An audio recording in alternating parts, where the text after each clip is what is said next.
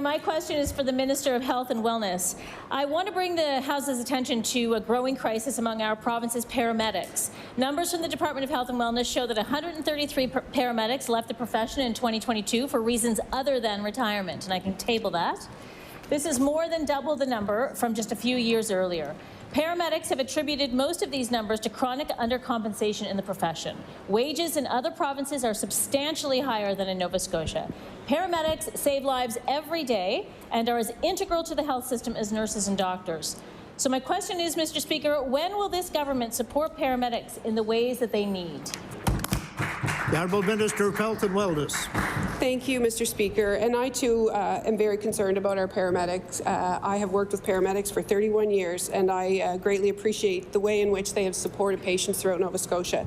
So we have done a number of things. We've invested $3.5 million in equipment to support them because they are off, and we know that injuries have been an issue. Recently, we covered a short-term illness benefit for them in December and put more money in their pockets.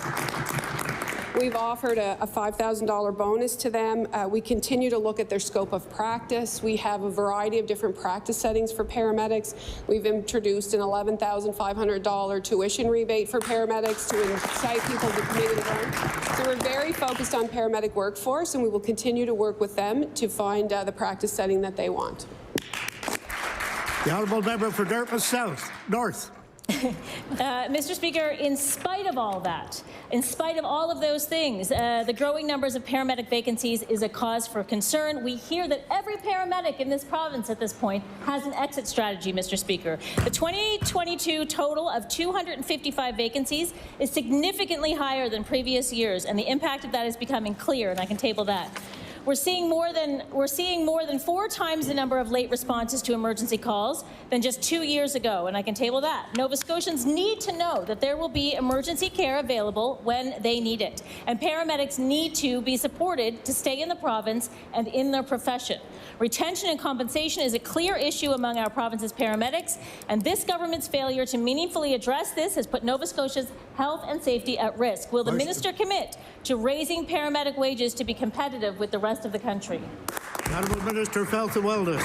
Thank you, Mr. Speaker. Thank the member opposite for the question. So certainly there are a number of things that we're working with. We do have a committee that's been struck with Department of Health and Wellness, Nova Scotia Health, the MCI, Paramedic Union and College to support their practice environment and make sure that they have adequate work-life balance. And in fact, Mr. Speaker, we have signaled to the Paramedic Union that we would like to get back to the table to address their compensation as well as work-life balance concerns because their contract is up at the end of October. Thank you.